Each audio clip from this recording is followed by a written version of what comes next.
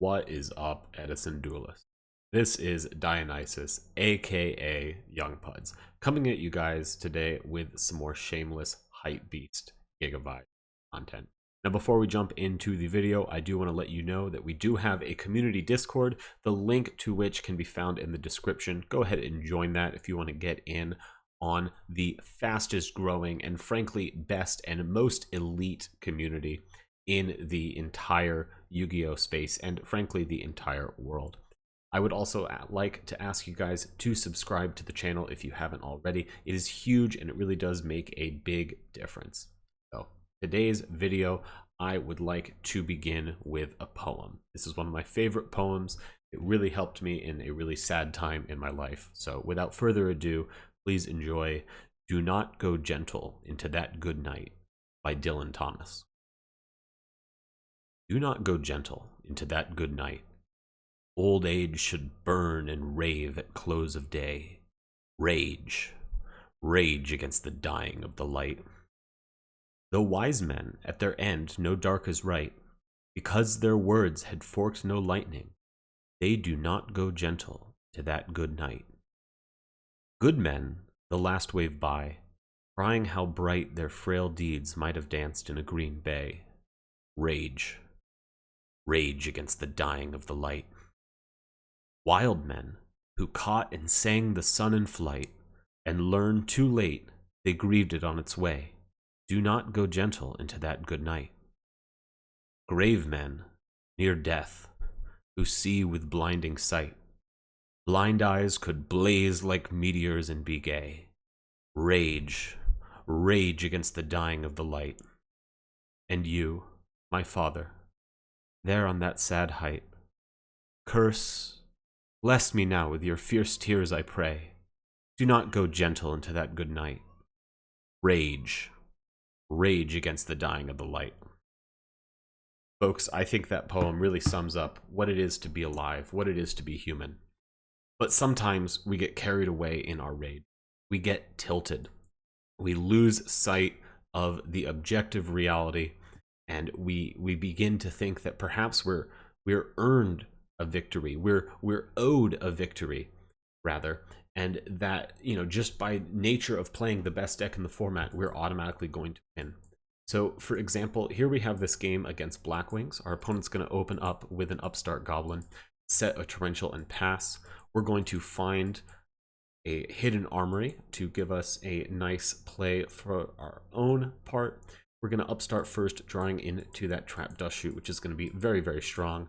We're going to hit an armory for supervise, and then set all three traps and pass. Our opponent is going to go. We're going to flip up that dust shoot.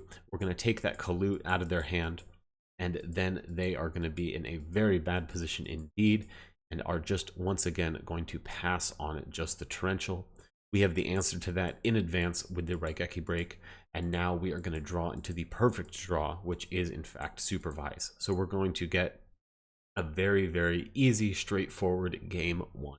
And when you play such a strong deck and you have hands like these, you start to think that, you know, you're owed a victory, and just by queuing up, you're going to win every single time.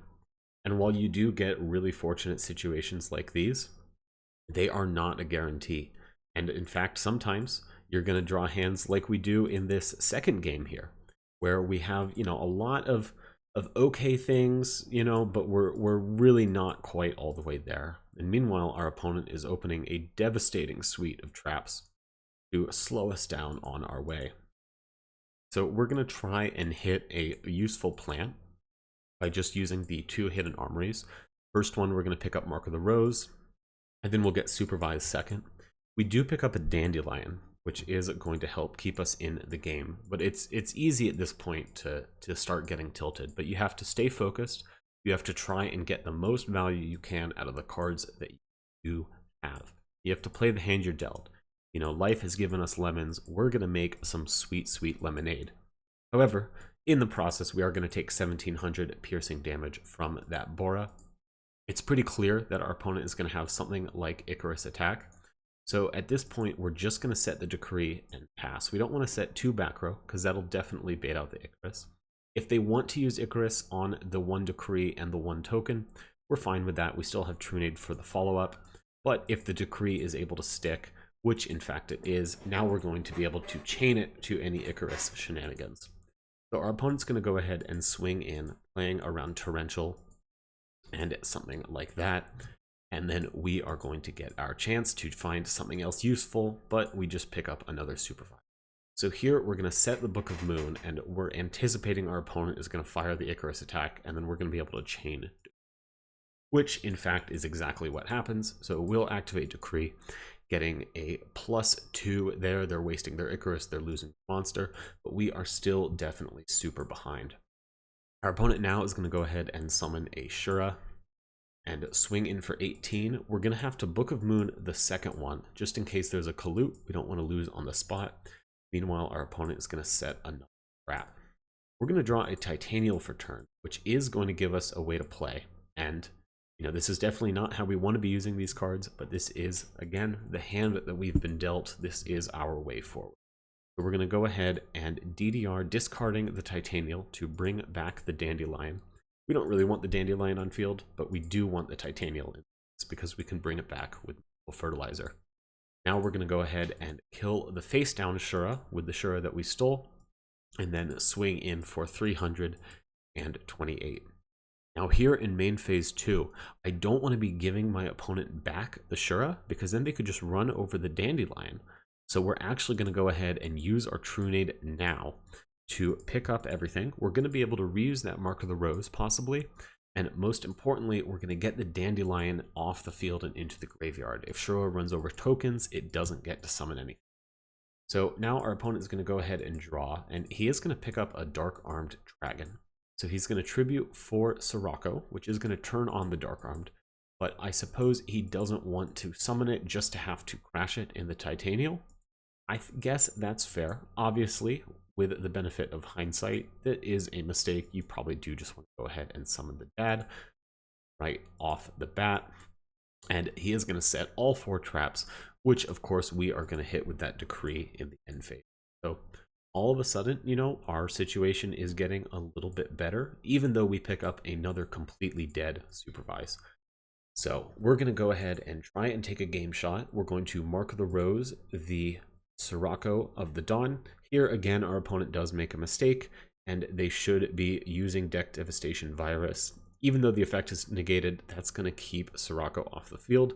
However, that does feel really bad to do, so I can see why our opponent doesn't want to make that play. But again, just like we showed last turn, sometimes you have to make those feels bad plays, because now we're just going to be able to DDR for Dandelion, and that is going to be GG.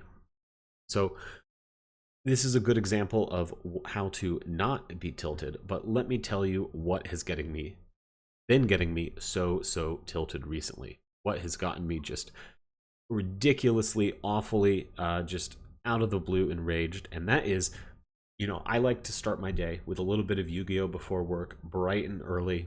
You know, I want to queue into some matches, and the past 2 days I have queued into the same opponent who is called Escapery. Escapery is a very high rated duelist. As you can see, this is from yesterday.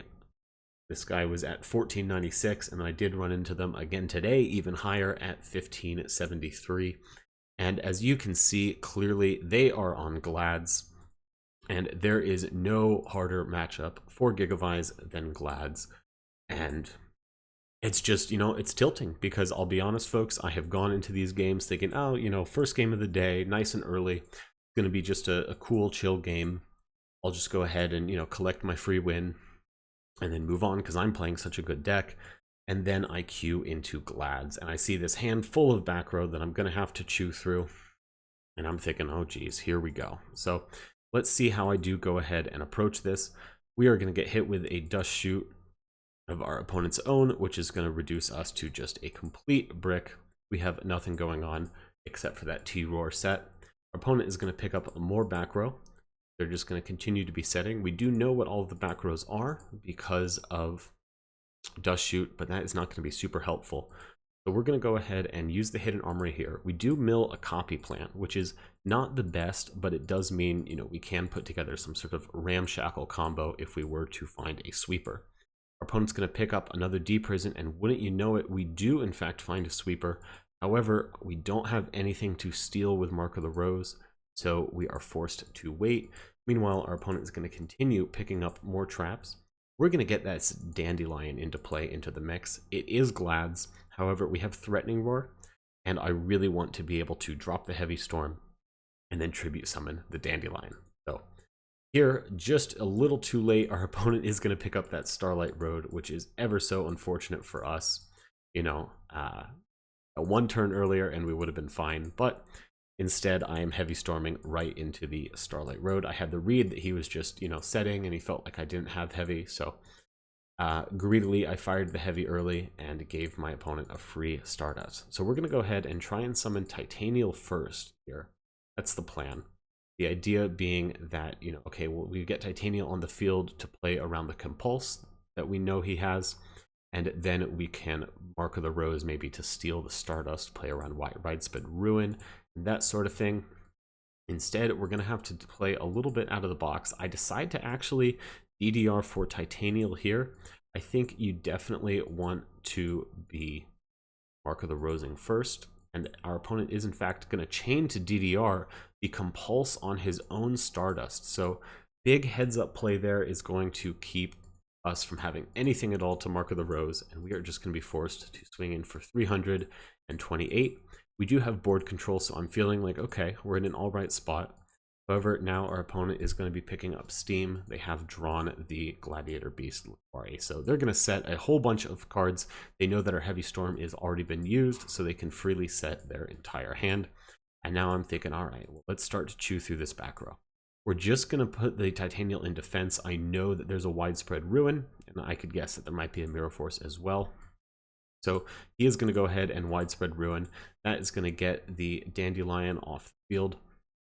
And, you know, it only destroys the attack position monster with the highest attack. So that's one less trap that we have to worry about. We're going to set the Raigeki Break in case we need to use it. And then here he's going to pick up a Morphing Jar, which I am just completely not expecting to see whatsoever. We are going to pick up a Solemn Judgment. And then wanting to play around Mirror Force, I do decide to not attack here. Maybe I can Judgment later.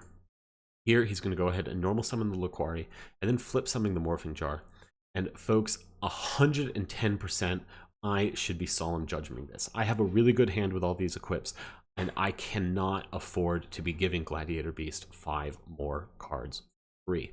So super, super greedy of me to not Judgment, but I do decide to not Judgment. And here the tilt begins. You know, almost as soon as I see my hand, which is just not great, considering I threw out a really great hand, I'm feeling like, well, yep, this was my mistake.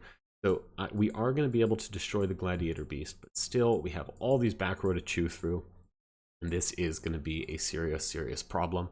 Drawing things like Super Solar Nutrient are just not going to be helpful.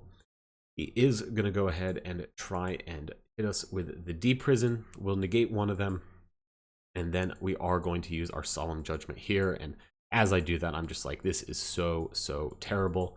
110%. I should have used the Judgment on the previous turn, and I'm just wildly tilted. So we're going to Gold Sark to try and get Trunade into our hand, and maybe that can help us get something going. We're not out of the game. We still do have a strong field presence against Glads with this Titanial, but we do have quite an uphill battle to get out of it, especially when he can easily clear it with that MST. Now we have absolutely nothing. We can stop him from attacking with our Threatening Roar, but that is not going to be enough as we just draw into another SSN and are forced to admit defeat. So let's go ahead and see how we handle game number 2. We at least get to go first this time, but once again, we are not opening green. I do have a Swallow Flip here, which is going to hopefully keep us in the game a little bit, stop our opponent from getting momentum, and look at that scary, scary Morphing Jar number 2 that he is packing against us. So he is going to try and swing over our set. We're going to go ahead and Mirror Force that, and then claim control of the board, flipping a coin on accident, and then summoning out our 2 tokens. We can swing in for 2400, but he is going to decide to torrential before we get the chance to attack. So that's going to keep us off our board. And then our opponent is going to go ahead and set that morphing jar number 2, which is absolutely scary for us. We are getting that lone fire that we banished off of Gold Sark, so now we can go ahead and try and combo. You know, the back row could be a blowout, but this is a point, you know, it's Vlad's, we kind of just have to go ahead and try and win while we have the chance. We're going to summon out the Gigaplant, and then we will go ahead and supervise for Lone Fire Blossom, and then just go Lone Fire for Titanial. Just trying to have a strong, secure board. I'm going to set my whole hand because I am afraid of Morphing Jar, but wouldn't you know it, it is the wrong Morphing Jar, folks. It's Morphing Jar number 2. So we're going to lose our entire board. We'll have to mill until we hit 2 monsters.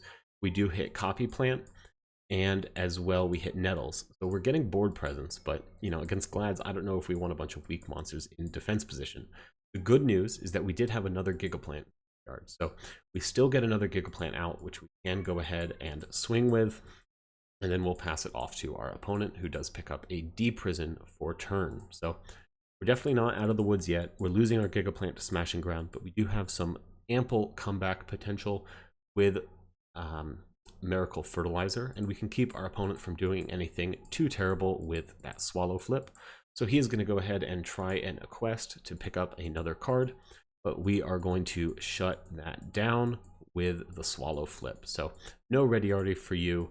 We are going to try and win here. We are going to pick up a Gigaplant, so we'll be able to hold our Miracle Fertilizer, and not wanting to play into any back row now that I have established a strong monster on the field, we are just going to pass. Here our opponent is going to pick up another Glad monster, so he's going to go ahead and add Bestiality to hand and then set a card. So I guess he's hoping this D-Prison can keep us off of him and protect that Bestiari. We're going to normal summon Gigaplant and summon out Lone Fire Blossom. Lone Fire Blossom is going to get us to Titanial here, and we are just going to set a Solemn Judgment and pass. Because we have Judgment, I'm not too worried about getting blown out by any type of Gizaris or anything. He is just going to set the Murmillo and then try and summon Gizaris, and we are going to meet that with a Solemn Judgment. So that's going to be GG game 2, and now we're going into game 3. I'm feeling like, okay, you know, maybe we can come back a little bit. It's not impossible, and we do open a very nice hand, which does include that Giant Trunade and that Lone Fire Blossom. So let's see how we handle things. Again, we do have a Solemn Judgment, so I'm feeling like this is going to be a really, really winnable match. We'll go Lone Fire into Gigaplant, just trying to establish something on board, and we are going to attack in, not too worried about anything else. Then we are just going to set the SSN as a nice little bluff, and then set the Judgment along with it. Hopefully, if he had a Dust Tornado, he would have hit the SSN. Of course, he doesn't. He just has the TT and the Trap Stun, but he is going to draw into that Smashing Ground, which is really going to present a huge problem. He's going to follow up with a Trap Stun, which we are going to be forced to have nothing to answer. Then he's going to swing at us with this Equest for 1600, and then bring out a Darius, which is going to let him summon out the Bestiari. And then he will be able to make the Gizaris, which will let him, of course, blow up both of our back row. Pretty unfortunate to lose the Judgment like that, but at the very least, we are still in this. We have our Trunade, we have Fertilizer, we have Hidden Armory, so we are in good shape, I'm thinking, until we get met with the Wabaku, which is going to really put a big problem in our way.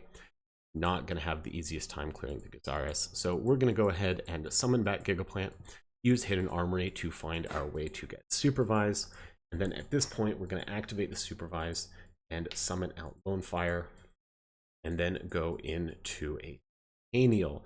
This way, if the Gigaplant survives, we can get another usage off of Fertilizer. So we're just going to pass here. Our opponent is in a pretty good position now, I gotta say, with that Proving Ground, with that TT, with that Compulse.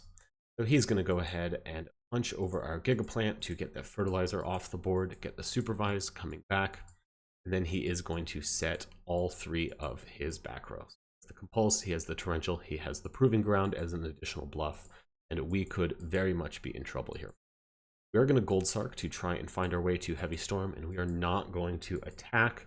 Definitely could have attacked there, but I didn't want to get blown out by Mirror Force when I had Heavy Storm coming on the way. So he's going to use his proving ground here to go ahead and get out the Gigavise, or the bestiary rather. Like, it's going to go really nicely with the Wabaku, and even better, he's just going to be able to torrential tribute. Now Darius is live once again to summon Gigavise. We are fighting for our life. We pick up a dandelion, which is perfectly nice, and we are actually going to set that. I'm hoping he doesn't have another monster, and then we can make like a Cataster or something like that. We are going to draw into Upstart Goblin and then pick up the Heavy Storm. I do Upstart here, and I find a Foolish Burial. Now we have a few more options. We could go for something like a Powerful Dragon with the other 2 tokens. I do decide to just pass and see if we can find something a little bit better. He picks up a Mask of Restrict, and we pick up a Swallow Flip. So I'm thinking, okay, this is some defense. Let's try and go off now. And unfortunately for us, we use this heavy pretty early for pretty low value. He just changed the Compulse, and now we don't have anything to do. So we're forced to just set that Swallow Flip and set our Dandelion and pass. So this is really, again, another huge mistake. I think the mistake in game 1 was letting that Morphing Jar through. Totally winnable game otherwise. Here, using this Heavy Storm early, really, really bad, you know, because not only have we now used our Heavy Storm, now he knows that, okay, you know, Heavy Storm's gone, True Nade is gone, he's free to just set whatever, and we actually have to, you know, chew through our back row like an honest man, which is going to be very, very, very difficult for us.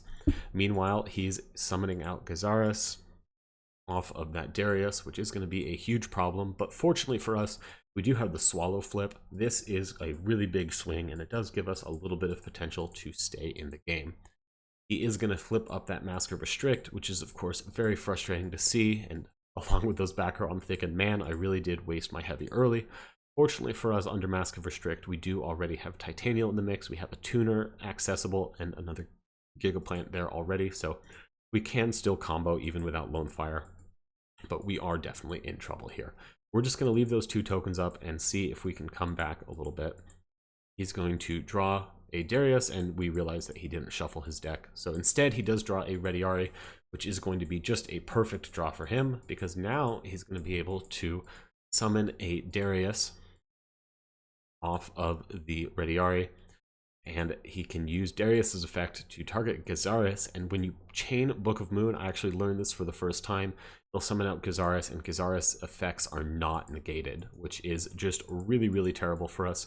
We are super behind, so I take a second to look up the ruling and then lose my token. I'm very, very sad about this, folks. What can I say? Here we are going to draw into a Hidden Armory, but that is not going to be enough, probably. We are going to go ahead and just summon Nettles and swing over Darius, at least trying to limit his options. And he is, that is going to be it for us. So we're going to pass. He is going to pick up a D-Fissure, which is just, geez, you know, that's really like that's the icing on the cake, right? This is really, really bad for us.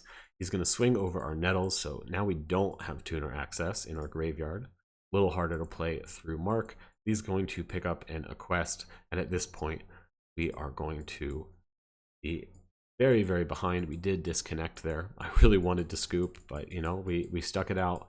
And he summons back the quest and the Rediari. That's going to get the Titanial out of our graveyard, so we can't even just, you know, Miracle Fertilizer for that. Hidden Armory is dead under D-Fissure. Foolish Burial is dead under D-Fissure, so we do have this Miracle Fertilizer, so we can maybe just summon the Gigaplant and then stick that, and you know, try and come back from there. We're not even going to want to attack because I am scared of Mirror Force or something.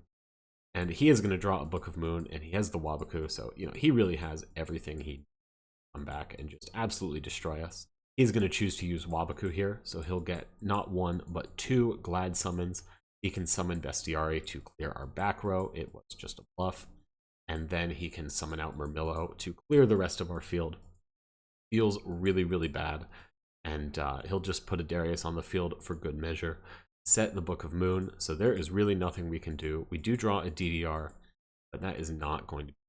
We're going to go ahead and try and DDR into Titanial and swing over Bestiari, but of course he does have the Book of Moon to put us face down, and at that point I am going to go ahead and say GG. All he has to do next turn is just make another Gigavise, and he pops the Titanial, and we just cannot come back from there. So super, super rough way to start a day. I was on crazy tilt, and then of course I queued into another Glad player, so RIP my rating.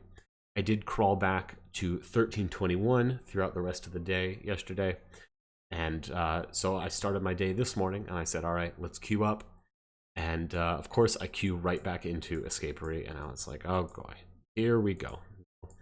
Here we go, let's see what we can do.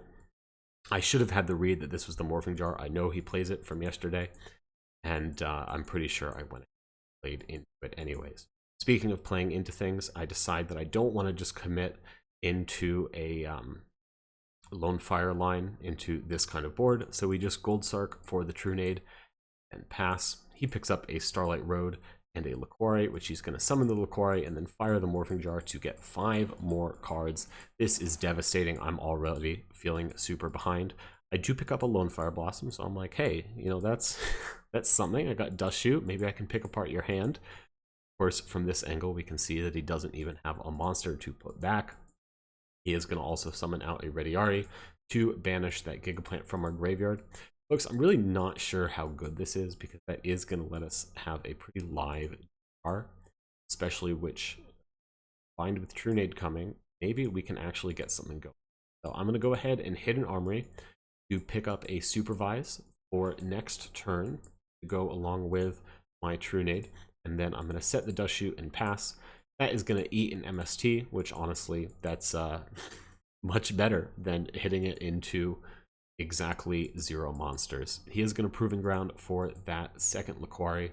He's going to Compulse to clear one of my tokens. I think he's just looking for more space. And then, devastatingly, he Book of Moons to set the Morphing Jar. This is just really terrible for us, because we actually did have a good hand. And now we are going to be tossing it all out. Let's see what we draw this time. 2 Threatening Roars, Dandelion, Fertilizer, Mirror Force. I am beyond tilted, folks. I am furious. I am having a bad time. I thought I was in a really good position with the Trunade coming, and in fact, so he's going to get in for just a ton of damage, getting us really, really low. And at that point, I am just going to scoop, because I am so mad to have queued into this very powerful Gladiator Beast opponent again, first thing in the morning. I'm mad that I've lost 2 very good hands to Morphing Jar, and I'm just hoping for something better in game 2 and 3. We do have Dust Shoot, so that could be useful. Of course, he has no monsters in his hand, but against Glads, against these kind of, you know, set 5 decks, getting the information is not so terrible.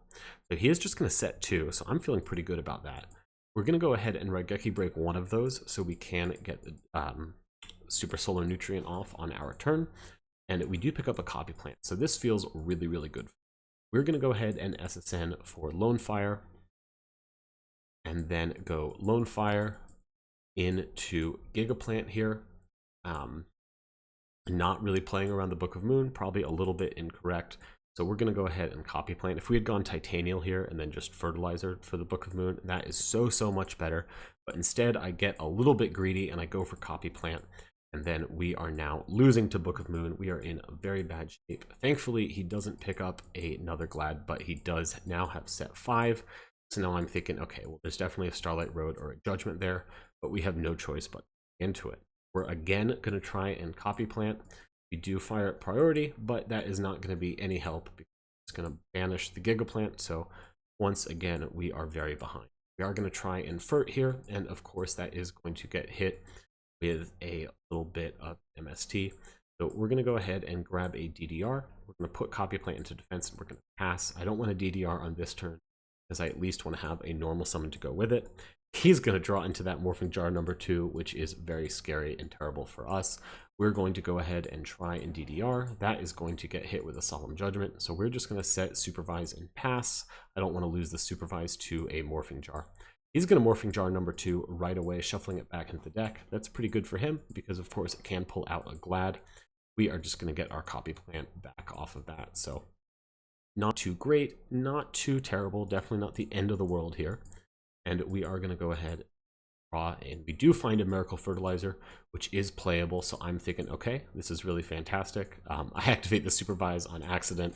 You can tell it really is first thing in the morning. So we'll go ahead and use the Miracle Fertilizer, summon out the Lone Fire Blossom. and then go ahead and summon out Gigaplant.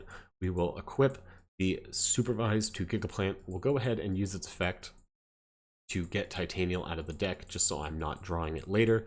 And then we're going to flip summon Copy Plant and go ahead and make a Black Rose Dragon with the Supervised Gigaplant. So that is going to nuke the field, getting rid of the Rediari, getting rid of that other Morphing Jar. Very happy to see that. And summoning out the Gigaplant. We have already used our normal summon, so we can't get game this turn, but we've got him really low. We've got him on the ropes. I'm feeling like, hey, this is possible to win this match. Once again, we are taking it to game 3, which, honestly, only the final win is what really counts. But folks, I feel like anytime I even make it to game 3 against Glads, I'm feeling pretty good. So here we actually do open all right. We're going to go ahead and hit an Armory to pick up the Mark of the Rose. And then I am trying to play around Morphing Jar number 1. So I do go ahead and set my whole hand. And then we are going to get hard punished by at not being Morphing Jar number 1. So, I got to say, actually, I think Morphing Jar number 1 is a really smart play in Glads, because it's forcing your opponent to play this mind game where, like, they don't want to keep all their good cards in their hand playing around Morphing Jar when they see a set. But then if they commit everything to the field, then it's just going to get picked apart. And of course, he does pick up the Mark of the Rose. I was kind of hoping, oh, maybe he hits the MST. So, if we had just set MST, that might have been a little bit better. But now I'm feeling the pressure, because all he has to do is summon another Glad, and then he can just start taking apart our back row. And indeed, he does have another Glad, so I'm thinking, oh gosh, this is really terrible. I'm very clearly on tilt. Basically, as soon as he dropped the Bestiary, I'm like, yeah, okay, that obviously that's not a Morphing Jar. I think honestly it's more likely that it is a a Morphing Jar number 2, and there's only one card in the deck that is Morphing Jar, so I think maybe even there it is going to be better to play around it. So I don't even finish the game. I go ahead and scoop, and that is just not the way you want to play it. You want to rage against the Dying of the Light. You want to keep fighting to win. You don't want to be so mad that you're just giving up. And yeah, folks, I was really tilted. I really hope tomorrow I don't queue into Escapery again first thing in the morning. That would just be too much 3 days in a row. But I also have to say that even though I was really tilted, and I was definitely playing on tilt quite a bit, taking the time to go through and watch these matches again, it was really helpful, at least for me, just to see it, to isolate my mistakes. I'm not trying to be hard on myself. I'm just trying to be honest with myself. Hey, I did make these mistakes here. I know how to play better. Playing around Morphing Jar when it's very easy for it to be a bluff. And even if it is a Morphing Jar, I'm at least like retaining advantage. I'm getting 5 more cards. It's not perfect, but I think it's a lot better than just setting everything and letting my opponent pick apart my board until I surely lose. So, good game to Escapery. I definitely got outplayed in both of these matches. I, definitely, he's the better duelist here. I'm not afraid to say it, but I think I can come back and win next time. That being said, I have played so many Glads on ladder recently, and I am so sick of it. And I would be happy if I never had to see Glads ever again. But that's not the nature of Yu-Gi-Oh! We're gonna have to face it. I'm gonna have a plan. Maybe I can adjust my side deck. I have really been liking Swallow Flip, actually. I think it works really well, but maybe now that I've shown it off in a video, it won't be working so well. We'll just have to see. Anyways, folks, I hope you enjoyed today's video. I hope you don't get too tilted. I hope you have a non-tilted weekend. I hope you have, a nice, straight and sturdy type of weekend, no matter who you are. That's what I hope for you. Anyways, folks, that's all I've got for you today. This has been Dionysus, aka Young Puds, bringing you tilt-themed, shameless hypebeast Gigavise content. Until tomorrow, have a great day. Don't forget to subscribe, smash the friggin' like button, and leave a comment about anything. Any misplays that I made, please point those out to me. I always do really appreciate that kind of feedback. Any questions, any ideas for videos, any original art or poetry, anything at all, I do read every single comment. All right, have a nice day, guys.